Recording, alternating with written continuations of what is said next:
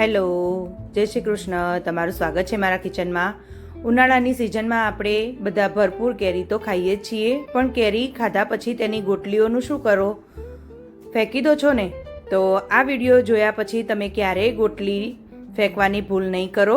આજે આપણે બનાવીશું વેસ્ટમાંથી બેસ્ટ, એકદમ ટેસ્ટી અને ક્રિસ્પી એવી કેરીની ગોટલીનો મુખવાસ. આ મુખવાસ સ્વાદમાં તો લાજવાબ લાગે છે, સાથે સાથે આપણા પાચન માટે પણ ખૂબ જ ગુણકારી છે.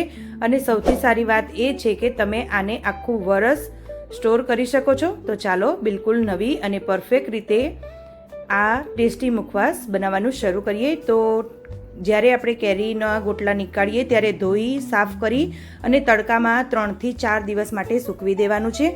જ્યાં સુધી અંદરથી ગોટલીનો અવાજ ન આવે ત્યાં સુધી સૂકવવાની છે. પછી આગળના ભાગ પર દસ્તાથી થોડું મારીશું તો તેમાંથી આખી ગોટલી નીકળી જશે. તો હવે ગોટલીને આવી રીતે બધી જ આપણે નીકાળી લેવાની છે ને સાથે સાથે તેના ઉપર જે છાલ રહેલી હોય તેને આપણે નીકાળી લેવાની છે. તો એવી રીતે આપણે બધી જ ગોટલીને સાફ કરી લેશું. તેની સાથે સાથે ઉપરની છાલ જરૂરથી નીકાળી લેવાની છે. જો રહી જાય તો પછીથી તેને આપણે નીકાળી લઈશું. આપણે ગોટલી નીકાળીશું સાથે નીકળી જશે. અને હજી એક ટ્રીક બતાવી દઉં ગોટલીને ફટાફટ ખોલવા માટેની. થોડું દસ્તાથી ટેપ કરીશું અને પછી સાણસી લઈ લઈશું અને સાણસીને જે ગોટલો ખુલ્યો છે ત્યાં ફસાવી લઈશું અને પછી સાણસીને ખોલશું તો ગોટલો આપણો આખો ખુલી જશે અને ગોટલી નીકળી જશે. તો આ એક ટીપ હતી. તો તમે એવી રીતે પણ ગોટલાને ખોલી અને અંદરની ગોટલીને નીકાળી શકો છો. તો આપણી બધી જ ગોટલી નીકળીને તૈયાર છે. હવે થોડી એવી છાલ રહી ગઈ હતી તેને નીકાળી લઈશું. વચ્ચેથી 2 ભાગ કરી અને જે સારી ગોટલી હોય તેને લઈ લેવાની છે અને અંદરથી બધી બગડી ગયેલી હોય તે ગોટલીને આપણે નીકાળી લેવાની છે. તો આવી રીતે આપણે બધી ગોટલી સાફ કરીને તૈયાર કરી રહીશું. તો સરસ એવો આપણો મુખવાસ બનીને તૈયાર પણ થશે અને ખાવામાં પણ ખૂબ મજા આવશે. તો તમને હજુ હું બતાવી દઉં કે કેવી ગોટલી આપણે નીકાળી લેવી. તો તમે જોઈ શકો છો અંદરથી બ્લેક દેખાતી ગોટલીને આપણે નીકાળી લેવાની છે. હવે આ ગોટલી સાફ કરી ધોઈ અને સરસ તૈયાર થઈ ગઈ છે. હવે તેને આપણે બાફવાની છે. તો આપણે એક કુકર લઈ લઈશું અને તેમાં બધી જ ગોટલીને એડ કરી લઈશું. ફ્રેન્ડ્સ, તમે મારી રેસીપી કઈ સિટી અને કયા સ્ટેટમાંથી જુઓ છો તે કોમેન્ટ જરૂરથી કરતા રહો. હવે ગોટલી બધી એડ કરી લીધી છે. હવે તેમાં 2 ચમચી મીઠું એડ કરીશું. મીઠું આપણે થોડું ચડિયાતું રાખીશું તો જે ત્યારે સુકાઈ જશે ત્યારે થોડું એવું મીઠાનો ટેસ્ટ આપણો સરસ આવશે. અને 1 ગ્લાસ પાણી એડ કરીશું. હવે થોડું એવું મિક્સ કરી લઈશું. ઢાંકણ બંધ કરી અને પછી ગેસ પર આપણે હાઈ ફ્લેમ પર 1 સીટી મારી લઈશું અને પછી ધીમા તાપે 3 સીટી મારી અને કુકરને એકદમ ઠંડુ થાય પછી ખોલીને નીકાળી લઈશું.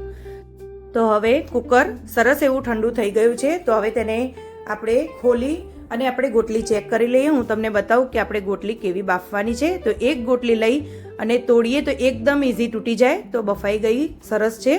હવે તેને કોઈ કાણાવાળી જાળીમાં નીકાળી લઈશું. થોડી એને ઠંડી થવા દઈશું. ઠંડી થઈ જાય પછી આપણે તેને કટ કરવાની છે.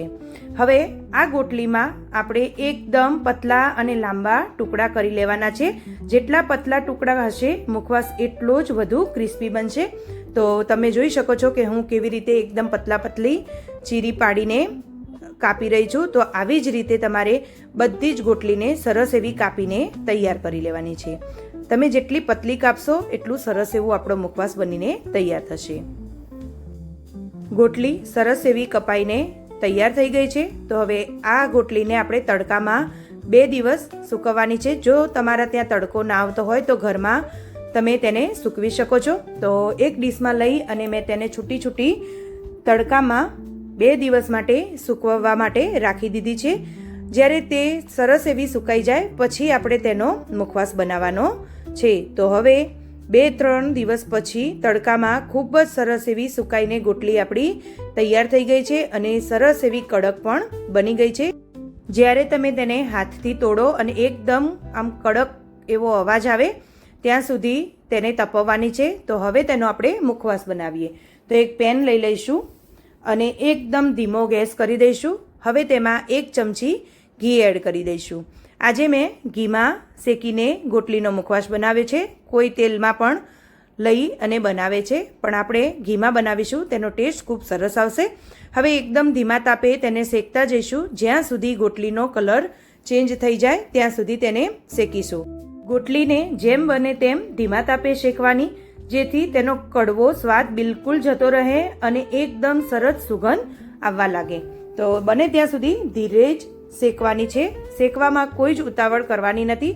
હવે પહેલાં કરતાં થોડો ગોટલીનો કલર પણ ચેન્જ થઈ ગયો છે. આવી જ રીતે ધીમે ધીમે આપણે ગોટલીને શેકતા 10થી 15 મિનિટ લાગશે. તો શેકવામાં તમારે બિલકુલ ઉતાવળ નથી કરવાની. તો ધીમા તાપે આપણે ગોટલીને સરસ એવી શેકી લઈશું. ફ્રેન્ડ્સ, તમને મારી રેસીપી કેવી લાગે છે અને તમારે જો કોઈ નવી રેસીપી શીખવી હોય તો પણ તમે મને કોમેન્ટ કરીને જણાવજો. તો હું તમને તે રેસીપી શીખવાડવાની કોશિશ જરૂરથી કરીશ. અને તમને મારી રેસીપી કેવી લાગે છે તે પણ મને કોમેન્ટ જરૂરથી કરતા રહેજો, જેથી મને ખબર પડે કે મારી રેસીપી તમને કેવી લાગે છે.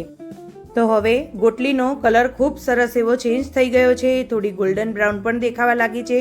તો આપણી ગોટલી સરસ એવી શેકાઈને તૈયાર થઈ ગઈ છે. હવે ગેસ આપણે બંધ કરી લઈશું અને પછી તેમાં સંચળ પાવડર એડ કરીશું. તમારે ટેસ્ટ કરી લેવાનો. જો મીઠાની જરૂર હોય તો તમારે મીઠું એડ કરવાનો. ચાટ મસાલો પણ તમે એડ કરી શકો છો. સંચળ પાવડર પણ એડ કરી શકો છો અને થોડું મરી પાવડર પણ એડ કરી શકો છો. તમે તમારા ટેસ્ટ પ્રમાણે મસાલા કંઈ પણ એડ કરી શકો છો. અત્યારે મેં ખાલી સંચળ પાવડર એડ કર્યો છે અને હવે જે આપણું પેન ગરમ હતું તેમાં જ 2 થી 3 મિનિટ માટે હલાવતા રહીશું, જેથી સંચળ બધી જ ગોટલીમાં સરસ એવું ચોંટી જાય અને આપણો ગોટલીનો મુખવાસ તૈયાર થઈ જાય. તો સરસ એવો મુખવાસ બનીને તૈયાર છે.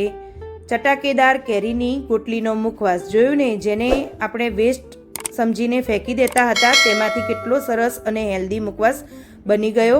તમે પણ આ સિઝનમાં આ રેસીપી ઘરે જરૂર ટ્રાય કરજો અને તમને આ મુખવાસ કેવો લાગ્યો તે મને કોમેન્ટ સેક્શનમાં જરૂરથી જણાવજો. જો તમને આજનો વિડીયો ગમ્યો હોય તો વિડીયોને લાઇક અને શેર કરવાનું ભૂલતા નહીં.